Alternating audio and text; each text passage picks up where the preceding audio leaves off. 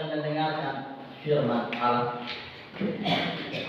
Salah satu ciri orang yang hidup dalam terang adalah orang tersebut hidup di dalam kasih. Saya ulangi, salah satu ciri orang yang hidup di dalam terang adalah orang tersebut hidup di dalam kasih. Baik kasih kepada Tuhan dan kasih juga kepada sesama. Dan juga kasih kepada diri sendiri. Jadi orang bilang dia mengasihi Tuhan, tapi kalau dia membenci saudaranya, dia membenci dia punya bapaknya, dia membenci dia punya mama, benci dia punya tetangga, maka itu menipu diri sendiri. Sebab kasih adalah menggenapi hukum Tuhan dalam kehidupan kita. Jadi kasih tidak memandang apapun, entah itu rupa, entah itu harta, entah itu agama, entah itu suku, bahasa, dan ras. Karena kasih mengalahkan segala sesuatu. Ya. Kadang-kadang kemarahan, kadang-kadang ego kita yang membuat kita susah untuk mengampuni. Kadang-kadang ego kita yang membuat kita susah untuk mengasihi. Kadang-kadang ego kita membuat kita susah untuk melayani.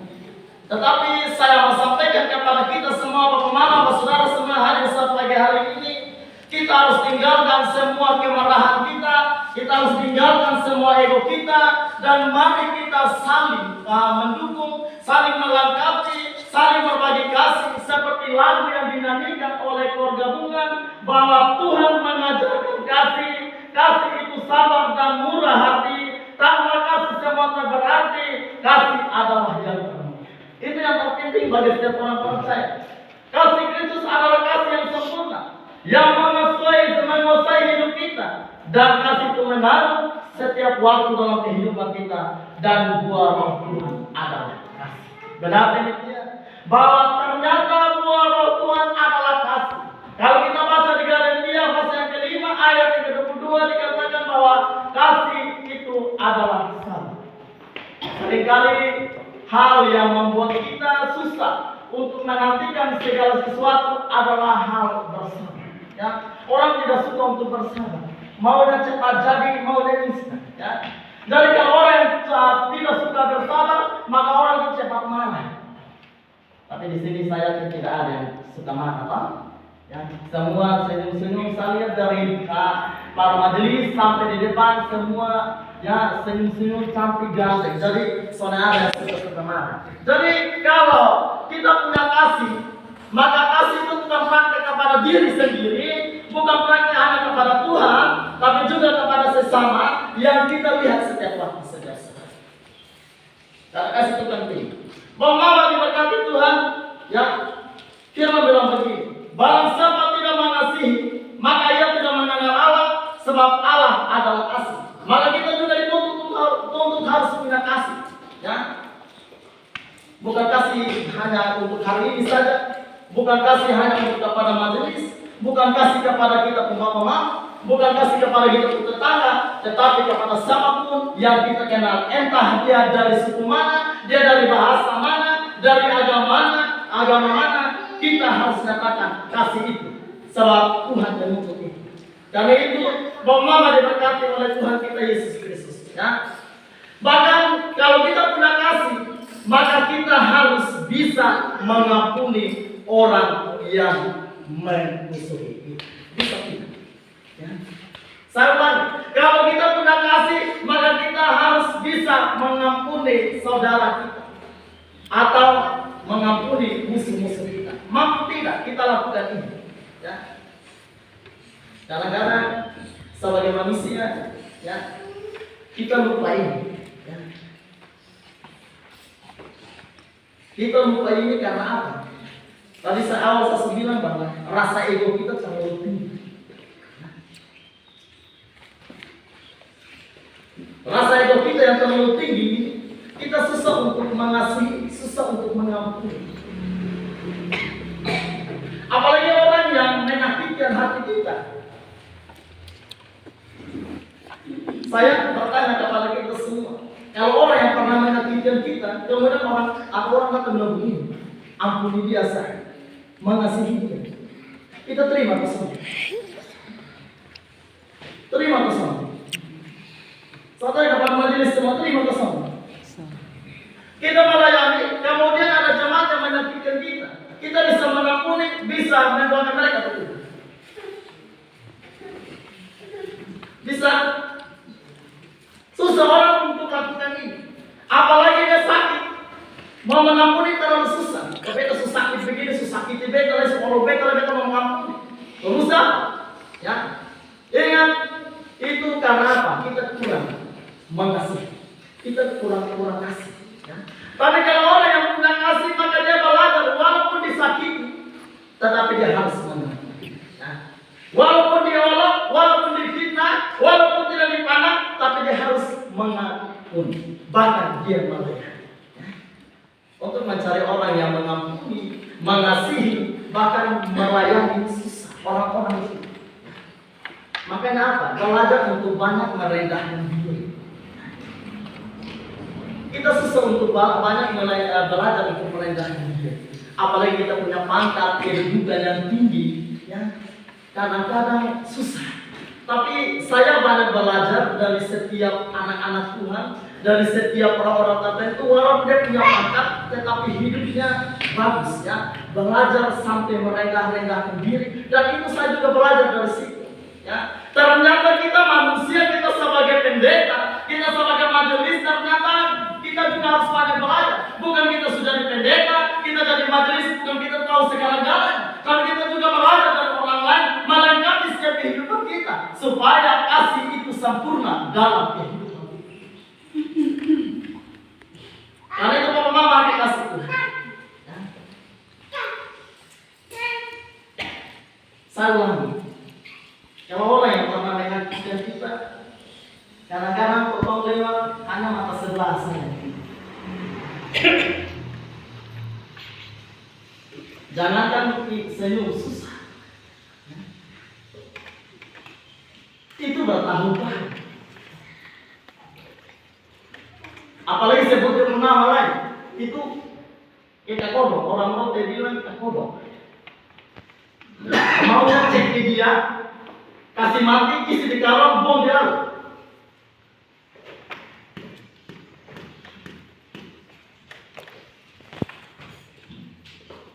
Tetapi tiap hari pegang Alkitab, tiap hari berdiri di mimbar, tiap hari doa Alkitab,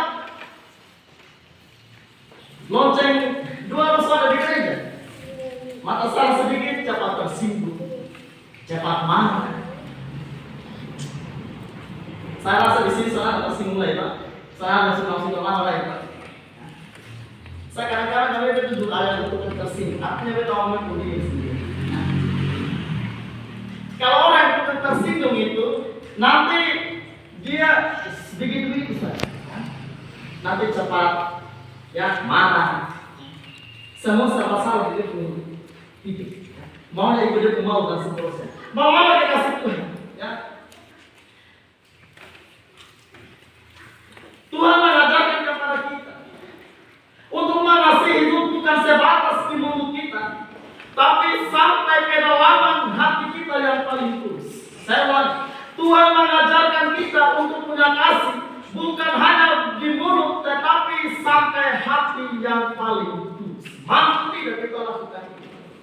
Bukan kasih itu hanya berbicara di mulut kemudian lepas kita, tetapi harus kasih itu ditunjukkan dalam praktik. Mampu kasih itu kita praktik. Kita mau bilang mengasihi sesama, tapi kalau kita benci sesama, percuma juga kita mengenal. Ada sebuah cerita begini. Ada seorang pendeta, dia korban di atas mimbar, anaknya duduk di paling belakang. Dia korban tentang kasih. Anaknya merekam semua apa yang disampaikan oleh bapaknya. Suatu ketika pendeta ini ikat sebuah seekor ayam di dapur. Setelah ikat habis, pendeta itu melayani rumah jemaat. Tiba-tiba yang datang tetangga, ibu. Datang, tolong anak ini Shalom, Tante, bagaimana? Bapak ada pelayanan jemaat. Bagaimana Tante? Tante ini menjawab, saya meminta ayah. Dengan polos, artinya tidak basi-basi banget. Anak ini melepas ikatan dari ayah ini kemudian serahkan kepada tante ini. Waktu nenek-nenek pulang dari ibadah datang, ayah sampai dia tahu, ini ayah di mana? Beta sudah sedih tante. Siapa suruh kasih? Kemudian dijawab dia kenapa? Oh bapak kau bakal kasih. Kenapa kau macam apa? Akhirnya bapak dia begini. Kadang-kadang kita banyak menyampaikan, kadang kita omong kepada orang, tapi diri sendiri kadang-kadang soal omong. Kita sebagai pendeta, kita sebagai majelis, kita ngomong mengasihi, kita ngomong untuk berbagi kasih, kita sendiri yang sudah lakukan itu. Kemudian kalau orang koreksi kita, orang menegur kita, orang lakukan itu, kita tersinggung. Nah ini harus kita rubah. Ya. Sama sampainya seperti ini. Kasih itu hanya 5 huruf, K-A-S-I-H. Semua orang bisa ucapkan kasih, tapi ingat, semua orang tidak mampu melakukan kasih. Pendeta sekalipun yang dalam korban berapi-api sekalipun tidak bisa mampu lakukan ini. Hanya orang-orang tertentu yang punya kasih, yang punya balas kasihan, yang bisa melakukan kasih Kristus dalam kehidupan orang percaya. Jadi kalau orang punya kasih, dia suka senyum. Jangan seperti saya buka serang. Orang yang punya kasih, dia cepat memberi, ya. Orang yang punya kasih, dia cepat bercerita, ya. Artinya tidak dibatasi oleh aku. Saya selalu dengan satu bapak, ya, bukan beta sanjung kemudian ada yang saya minta bapak Rik kasih beta uang 2 juta, bukan, ya. Saya bukan sanjung kemudian ini menjadi pengalaman hidup saya bahwa sesungguhnya ya kita harus juga seperti itu. Ya. Jangan kita lihat kondisi keadaan kemudian kita membabi buta. Paham apa yang sangat suka. Saya banyak belajar saat ketika saya dengan anak saya kami di atas motor, saya bilang begini, Bapak Rik hati ini orang bilang malaikat memang muncul. Ya. Artinya beta selesai omong sampai ke dalam lagi. Kalau beta omong ini karena beta rasakan seperti itu, bukan orang cerita. Kalau orang cerita beta omong itu berdosa. Tapi kalau saya lihat kemudian saya sampaikan kepada mana itu benar. Begitu. Artinya semua orang kan kenapa berita. Mari kita belajar. Kemudian kita sandungin Bapak Rik, kemudian yang lain kurang hati bukan. Ya. Tapi mari kita belajar koreksi. Kalau beta sebut ini kemudian kita tidak sebut, mari kita belajar koreksi ini jangan sampai saya belum sampai di situ. Begitu. Memang susah-susah juga, gampang-gampang gitu. Ya. Jadi mulai dari sekarang, setelah pulang dari sini, yang belum suka senyum, senyum sudah. Ya. Tapi senyum jangan berkelebihan, nanti orang bilang tetap gila.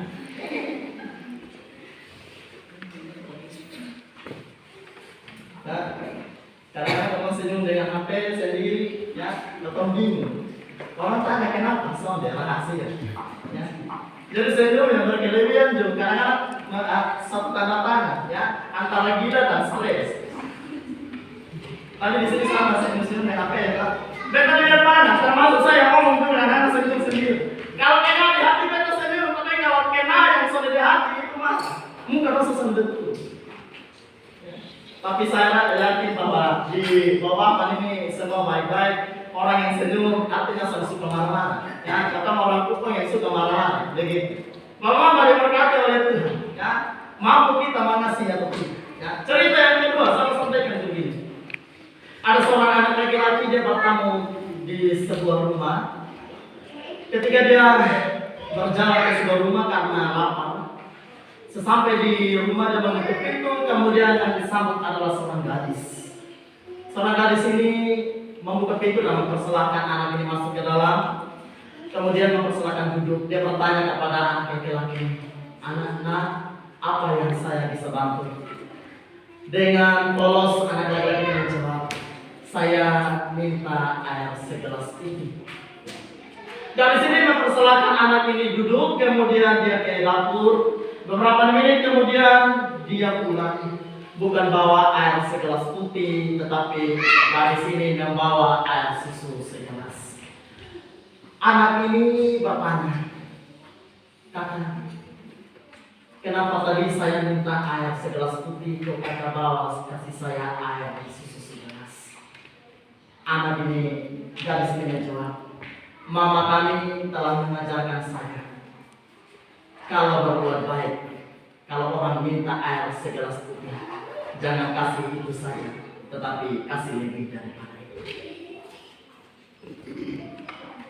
Setelah anak ini minum, bukan dia minum saja, tetapi dia simpan satu rahasia.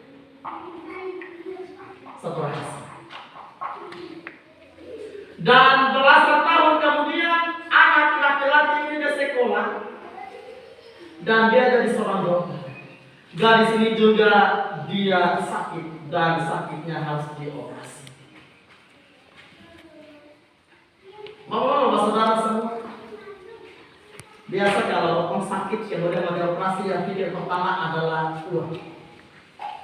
Bagaimana caranya kakak bisa membiayai semua rumah sakit? Nah, anak ini dia tidak punya uang, tetapi dia terus berdoa kepada Tuhan. Suatu ketika operasi, setelah dia pulang, terima sebuah amplop. Di dalam amplop itu tertera sebuah biaya rumah sakit. Hanya ada sebuah tulisan yang paling kecil di bawah. Semua biaya rumah sakit diganti dengan air susu segelas. Apa makna daripada cerita ini? Apa yang kita tabur hari ini, esok pasti kita tuai. Benar demikian? Jadi kalau Ibu Forte menabur untuk saya hari ini, maka jangan mengharapkan saya balas. Pasti orang lain pun dia balas sama-sama. Makanya seringkali saya sampaikan, apa yang kita tabur, itulah yang kita tuai. Tabur baik, menuai baik. Tabur jahat, menuai jahat. Tabur angin, menuai baik. Itu pasti terjadi. Jadi selama hidup, mari lakukan yang baik. Jangan tabur-tabur yang jahat-jahat. Untungnya di mana? Mari taburkan kasih. Seperti lagu yang terakhir, lirik yang ketiga. Kasih harus terus berkumandang dalam hati nurani kita. Peliharalah kasih persaudaraan agar dapat hidup rukun dan damai. Berkumandangkan kuat kasih Allah dalam kehidupan kita. Ikatkan tali persaudaraan, pelihara supaya hidup rukun dan damai. Mau kita hidup rukun dan damai? Kalau hidup bersama bermusuhan terus menerus, percuma kita hidup. Coba saling mengasihi, saling melengkapi satu sama lain. Pada saat itu juga kita akan menuai. Cerita yang ketiga yang terakhir. Mungkin kita kenal ada seorang Bunda Teresa. Dia julukan sebagai Bunda Pembawa Kasih. Suatu ketika di dalam rumah, ada suara datang kepada dia, "Bunda, esok saya akan bertamu ke rumah." Bunda juga bingung karena besok tamunya datang, tetapi apa yang dipersiapkan tidak cukup, uangnya juga tidak cukup. Esok harinya, sorenya Bunda ke pasar. Dia membawa secukup uang untuk membeli, untuk menyambut tamu yang esok akan datang. Sesampai di pasar, dia melihat seorang pengemis yang sedang tertidur pulas, yang notabene-nya badannya sudah dalam keadaan yang buruk dan dibasahi oleh hujan. Tidak tega dia membuka baju jas untuk kasih. Kemudian dia memberikan uang, makanan, dia membeli makanan dan kasih uang yang sementara dia persiapkan untuk esok tamu yang akan datang. Setelah dia kasih baju dan kasih ini makanan berupa uang, dia bingung bagaimana caranya besok dia akan menyambut tamu yang sedang datang. Seketika dia pulang, ada suara yang datang. Terima kasih Bunda, engkau sudah menyambut aku. Apa maksud dari cerita? Ingat, kadang-kadang yang datang paling mudah di hadapan. Sadar tidak sadar, bukan yang datang itu manusia biasa, tapi yang datang itu seolah-olah itu hinakan kepada kita. Mampu kita. Mampu kita. Karena kita anggap bahwa dia seperti ini. Ingat, Tuhan datang dalam rupa seperti ini. Karena itu Bapak Mama dikasih Tuhan yang diberkati. Sama sampaikan kepada kita semua. Janganlah kita menjadi serupa dengan dunia ini, tapilah serupa dengan kasih Allah. Ya. Sebab orang yang serupa dengan dunia ini, yang ada hanyalah kejahatan, yang ada hanyalah hal-hal yang tidak berkenan kepada Tuhan. Karena tadi kita baca di firman, yang ada hanyalah keangkuhan hidup, keangkuhan mata, dan berbagai hal. Tetapi mari kita belajar untuk praktekkan kasih itu dalam kehidupan kita hari lepas hari. Apapun juga yang kamu perbuatlah dengan segenap hatimu, seperti untuk Tuhan dan bukan untuk manusia. Amin.